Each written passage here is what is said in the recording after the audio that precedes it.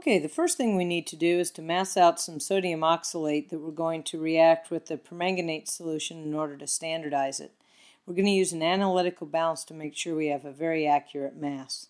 The first thing we need to do is to fold a piece of weighing paper into quarters and place it in the balance. So fold it into 4 sections and carefully slide open one of the doors and slide in the massing paper. Close the door and wait for the balance to stabilize. Hit the tare button, which means to 0. Okay. Now you can open up your bottle of sodium oxalate and grab a nice narrow spatula. Now open the doors from both sides. This is the way you can prevent from spilling any of your reagent you're massing out. Reach both hands through inside the balance and grab a small amount of the reagent to be massed. And sometimes it's easier if you actually get a larger portion than you need on your scupula. Tap the scupula with your other hand a few times and get close to the mass that you think you're going to need. Return the excess reagent to the bottle. Now shut both of the doors to make sure that there's no wind. Also wait for the balance to stabilize and make sure you're not pushing on the table in any way. Okay, it looks like it's nice and stable, so record your mass. Make sure you're not writing on the table when you do this. Okay, now carefully reach in to the side, sliding the door open, and retrieve your sample that you need.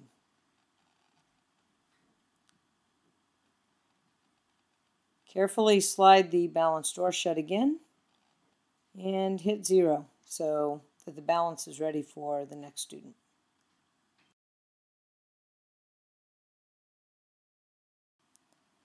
Okay, now carefully take your sample, transfer it to a flask by curling the weighing paper up, making sure it all fits in the flask, and tap it several times so that all of it goes in.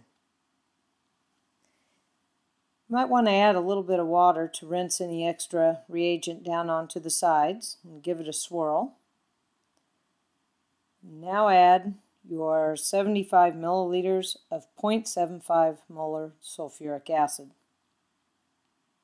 Make sure you don't drip any anywhere. And give that a little swirl. That should dissolve all the sodium oxalate.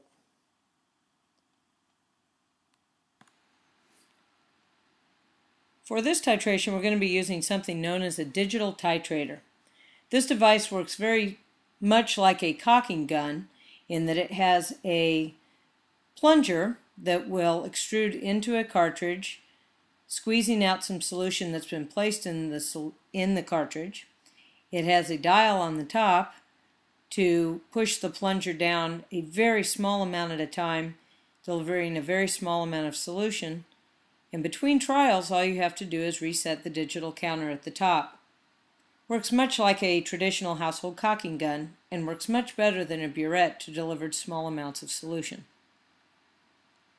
Now we'll load the cartridge into the digital titrator. The cartridge has been preloaded with potassium permanganate solution, and all you need to do is make sure that you get the cartridge loaded into the digital titrator properly. You'll notice the end has 2 sides that have been clipped off, and you'll need to load those in as shown in the video. By turning the cartridge 90 degrees, you could get the cartridge quite locked into the digital titrator, making it difficult to remove. Remove the cap, and now we'll put a small delivery tube on the end. You may wish to hold over a beaker or a sink while you're doing this. It's a very narrow tube called a J tube. Has a very small hole through the middle of it. You just insert it in the end of the cartridge, firmly but carefully. And now we need to make sure that the titrant or solution fully fills the delivery tube. So use the turning knob at the end to start squeezing some of the solution down the tube. The solution advances very slowly because this is quite a precise instrument. The solution is moving down the tube, and you want to make sure that there are no air bubbles anywhere along the line. So holding over a beaker or the sink, advance it clear to the end. Make sure you don't see any air bubbles or any gaps all along the tube. Check it clear down to the end, especially in the bend. Some of the solution might have started to come out the end of the tube, so you might wish to rinse it off a little bit over the sink or over your beaker. Now you're ready to go. Simply reset the dial to 0 and you should be ready to go.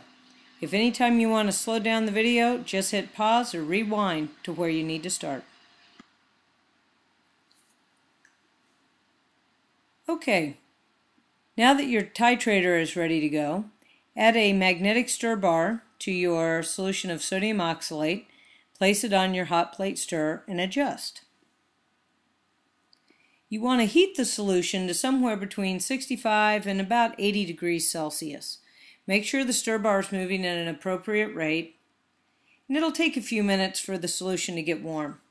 If at any point in time your solution appears to be too warm, just simply lift it off the hot plate in the stir. Let it cool down a moment and then continue.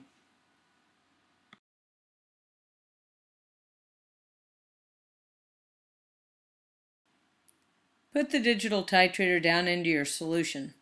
Make sure that the bottom of the J-hook is all the way under the fluid level. If at any point in time some of the titrant gets on the side of the container, just rinse it down with some distilled water. When you first add the first few digits of potassium permanganate, you'll notice this light pink color, and you might think something's wrong with your solution because it should take a few hundred digits. Give the reaction a few minutes and it'll clear up quite nicely. Then simply turn the dial up at the top of the titrator and start delivering potassium permanganate to the oxalate solution, and you'll notice that it clears up quite a bit. Continue doing this until you get a nice, consistent pink color.